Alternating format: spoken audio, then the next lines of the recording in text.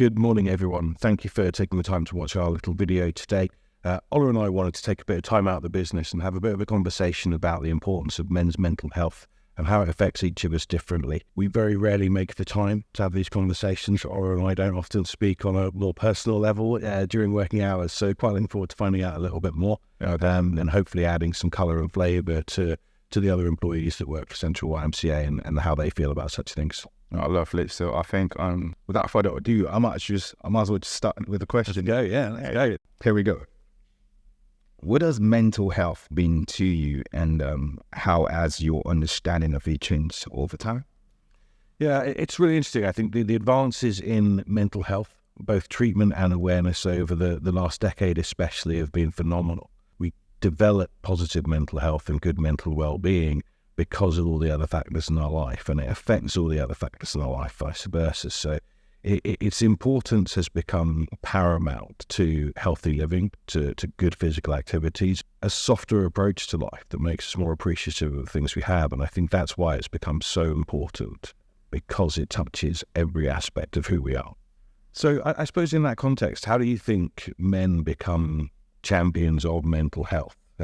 For their own well-being as well as for others? For me, I would like to think that first off, you can't be champions of your own health, or rather, you can't be champions of other people's health if you're not firstly champions of your own health. I would like to say that it would necessarily be that you prioritize your well-being in general first off. And in order for you to do that, there are probably like steps to take to get that done. For example, say self-care.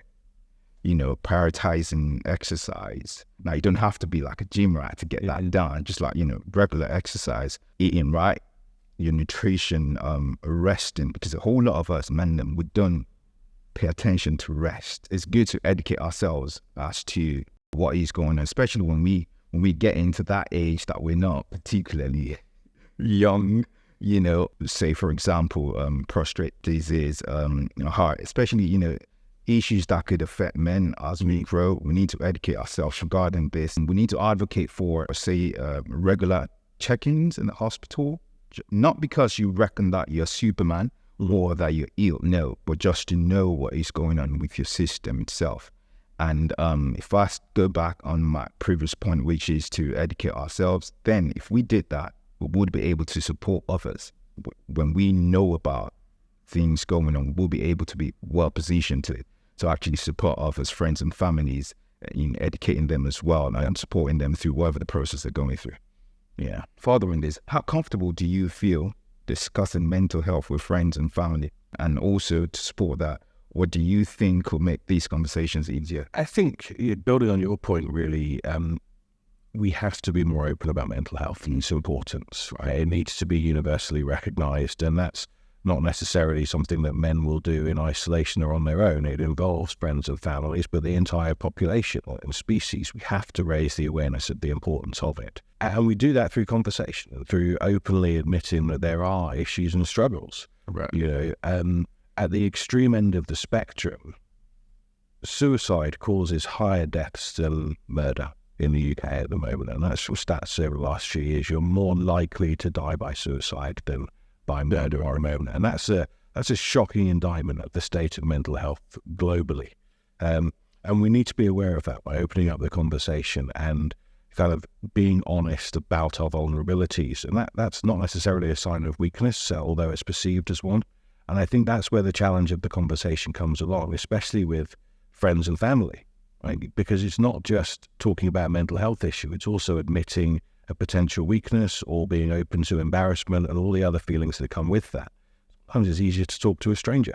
I really strongly believe and advocate in third forms of conversation. So talking to a third party through therapy or seeking other options to discuss some of the issues to make an individual more comfortable with talking to them so that they then can speak to their friends and family about, become more open. Conversely, it also depends on the relationship. It is easier to talk to strangers sometimes, and it's as easy to talk to someone you really, really trust. But they're very small groups of people in everyone's friendship circle. We know a lot of people, but how many would you really trust with our innermost secrets and our fears? And that's going to be a small group for everyone. So we need to make sure that we spend time with those individuals, that we make time in our lives to surround ourselves with the people that make us feel better. It's not a part-time commitment. No, it's not at all. Totally agree with you. How do you think men can support each other, though, better in terms of promoting that kind of healthy and open conversations about emotions and the struggles that they have? All right, so first thing first, we know that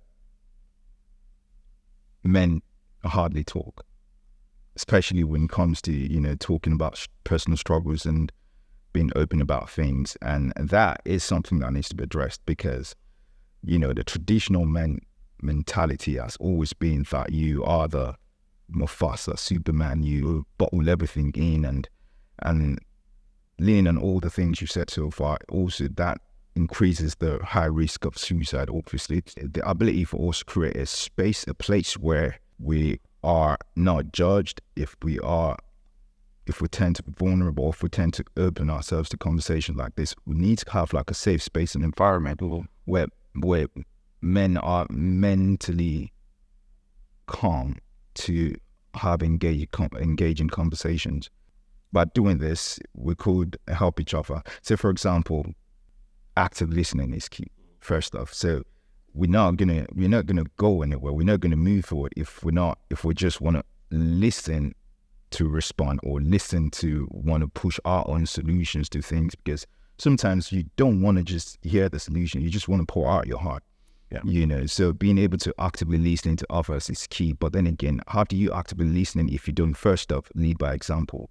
Now, the thing that I've noticed about men in general is sometimes if they see someone that they look up to or they feel like is in a position of, a higher stake to them, and they see the person opening up or being vulnerable or touching things that's got to do with struggles and emotions, they tend to also open up afterwards. Mm-hmm. So I would say lead by example, then have active listening going on.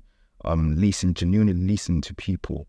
Will you pay attention to what people are going through? Say, for example, checking on your mates.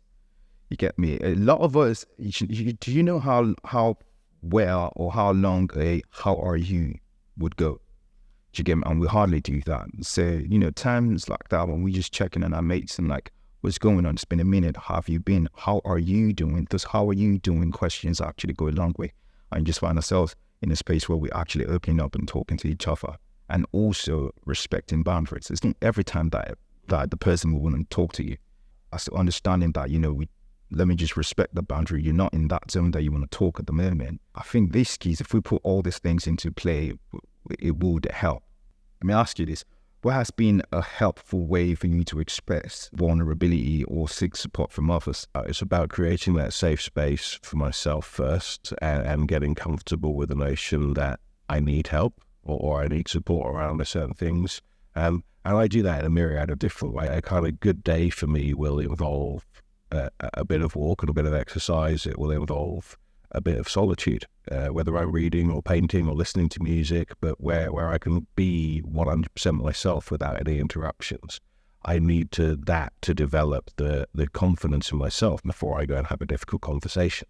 And that could be a difficult conversation in terms of a challenging work environment, or it could be a difficult conversation in terms of me asking for help with a personal issue that I might be dealing with. So it's that element of self-care that you spoke about earlier, I think is really important to begin with.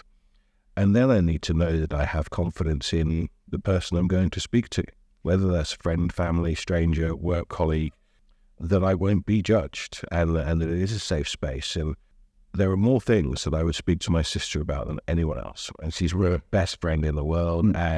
And there's nothing I don't feel uncomfortable talking to her about at all. She probably doesn't appreciate that. And it is where it is. It's what she means to me in my life.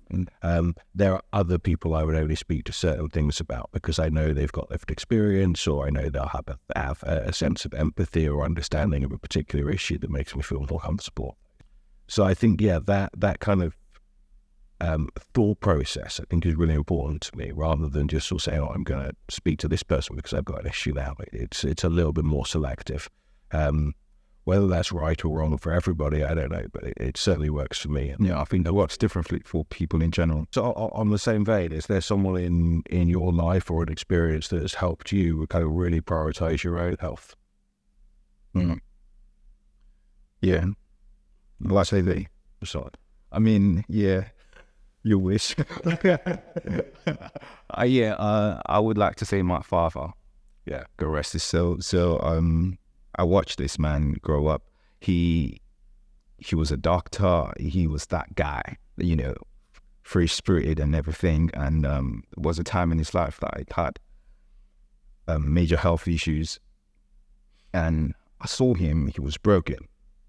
And then I saw him come out of it, and he just started paying attention to his health. I'm talking nutrition. He switched everything. He was eating, he was working out.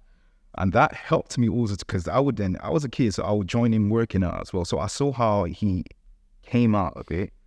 And that really encouraged me that, look, regardless of whatever you're going through, there's always two choices. You could choose to let it fit you or go fighting. And fast forward to a few years later, I then experienced life in such a way that it was, I went through a terrible phase. A certain thing happened to me that really messed me up, that the eventuality of it was such that I got diagnosed for PTSD and acute depression after the incident that happened. And so that I needed to draw strength from somewhere, because so I remembered my father, and then I drew strength from it as well. And then I started going, you touched on therapy and everything, so I opened myself to therapy. And then one other thing that we hardly do is communication, proper communication. So my wife, I had to learn to communicate exactly how I felt, not just reaction. Yeah. You get me? So I did that. And then she also had to unlearn a lot of things, and learn again how to relate, because she had to learn on men suffering PTSD and acute depression, and how to engage with them as well. So a lot of learning periods for us. So I would say that apart from me drawing strength from my dad and then working on myself constantly over and over again, I think I got blessed with a partner that was also open to learning to help, not just reacting. And so, I think communication and not giving up for any reason is key here. And that's how it's been. Fast forward to now, I'm in a better place, obviously, and I reckon that's a great thing. I think our resilience as a people, as individuals, is tested all the time, and our capacity to overcome something is phenomenal. So I totally agree with your point around not giving up or not being beaten down by what feels like unfathomable kind of darkness in front of you. They can be overcome, and that adds to our capacity and capability to deal with other issues as well. Exactly, and that will also fully equip you, or at least to a large extent equip you to help others. Especially when you see friends, you've got friends and families that are probably struggling or going through some emotional struggles or anything. You are then equipped to help out, at least to a large extent.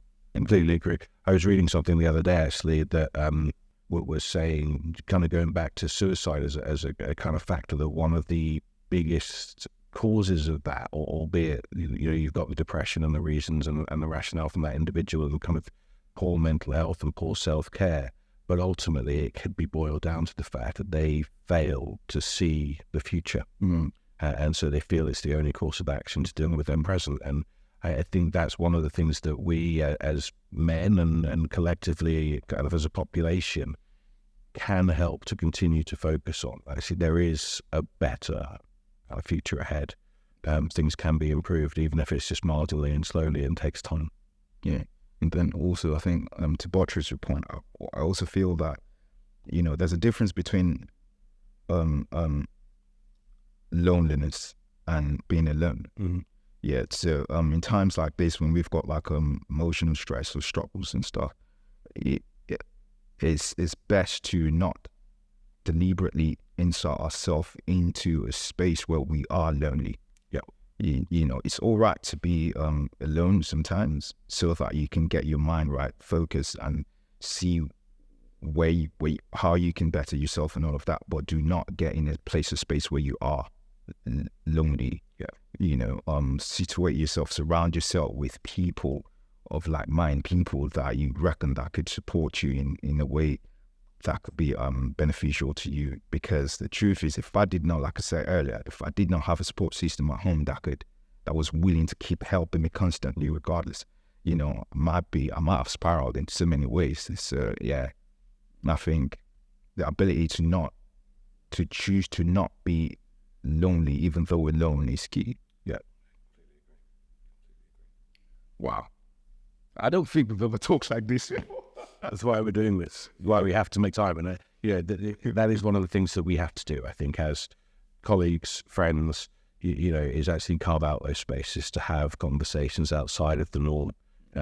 We have to make it commonplace and normal for people to be able to have these conversations. Otherwise, we'll never get past the current fear that we have of just being a bit more open and talking about it. True. Totally agree with you. This. So, same time next week. All right, give me a 4.